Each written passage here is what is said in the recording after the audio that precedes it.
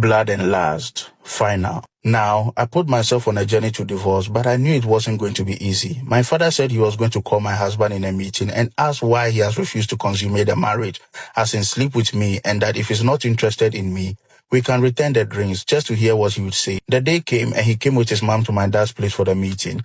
My dad was surprised he came with his mom, but he overlooked and went ahead with the meeting.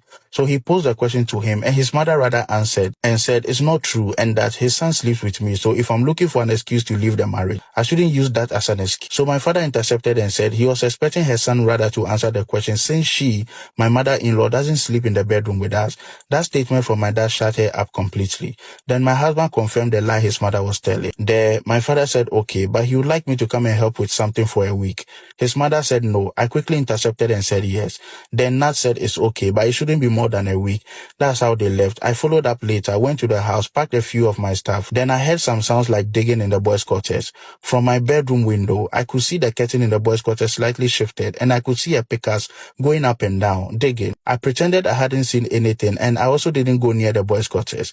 My dad took me back to my hometown and made me sit on the bare floor on the compound right under the roofing sheet. He then poured water over the roofing sheet, and as he poured down on me, he made these prayers. Ajo, it is from this same roofing sheet you were outdoored after your birth. You are a child of this soil. Therefore, as this water pours over you, may your destiny be restored to the first time you saw the light of day and the first time water from this roofing sheet poured over you. Faith Flakes, things are in this world though. I started crying like a baby. I cried so much and I knew I was crying, but I couldn't stop to. My emotions were high and I was just crying. My dad and everyone around at that time didn't come to console me.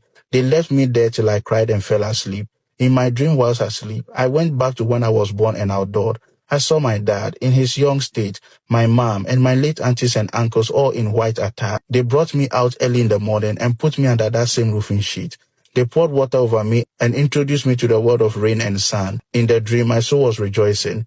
Suddenly, I woke up and apparently it was morning. I now understood why people in the village don't change their roofs no matter how old it gets. I couldn't believe I slept till the following day on the bare floor. My cousin was sweeping the compound. I quickly dusted myself and went inside. There was this energy I had, as if I was starting life afresh. I had still peace. The peace I felt was still and quiet. I had forgotten so many things in my life. I was carefree and so happy. I don't know if it works for everybody, but whatever my dad did really worked for me. My soul was restored to that of my infancy. I felt clean and sinless. When we got to Accra, I refused to go back to my husband's house. It became a big issue because 1 week had passed. That is how these people, out of frustration that I'm not coming back to them, started exposing me and themselves. That I'm a lesbian. I slept with my little sister-in-law and a whole lot. To be honest, I was shocked they said I did that because I didn't remember. My memory was shut off on a lot of things. There, I told my dad about the boys' quarters and what I had noticed. Since they were ranting and threatening my dad also called his police friends and told them about everything. He told them he saw the boys' quarters thing himself, so they should go and check it out. Eventually, they asked us to tag along. We all went to the house and they showed my husband their permit to inspect his premises and he freely asked them to go ahead. I was surprised because I thought he would fight them, knowing what he had done. We all entered the boys' quarters and it was clean, neat, virgin and empty. My dad turned to look at me in disappointment. The policemen held their waist in shame. Then I softly asked them to dig the ground, and they all looked at me with an annoyed face and shook their heads. My dad held my hand and walked out with me. The police people apologized to Nat and followed. When we got out, my dad told them, you know what to do. I didn't understand, so on our way, I was shy to say anything, but I mastered courage and asked him what he meant by they know what to do, and he simply said, it's a trap.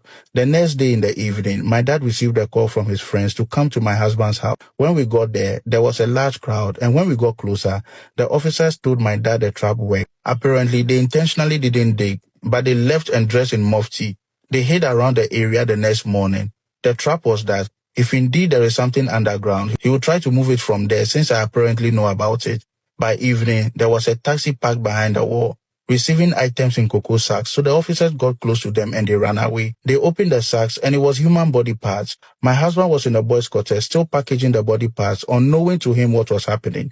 The officers went inside and caught him red-handed. That's how Pastor Nat was caught. This happened in New Boy Town. Till date, his mother has vanished into thin air and all of the remaining family. I don't know where they have moved to now. I went in to pack my things, but my father asked me to leave everything.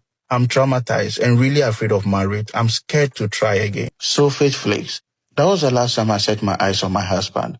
I went with my church to visit another church member at Akuse prisons. I was given the opportunity to preach to the inmates, and as I was preaching, I noticed someone watching me from a distance. I tried not to look so I don't lose concentration on the preaching, but the way the person was staring at me was hard to ignore. It felt like the first time I noticed Pastor Nat at a party. I asked them to open to a scripture, and I used that opportunity to see who it was looking into my spirit like that.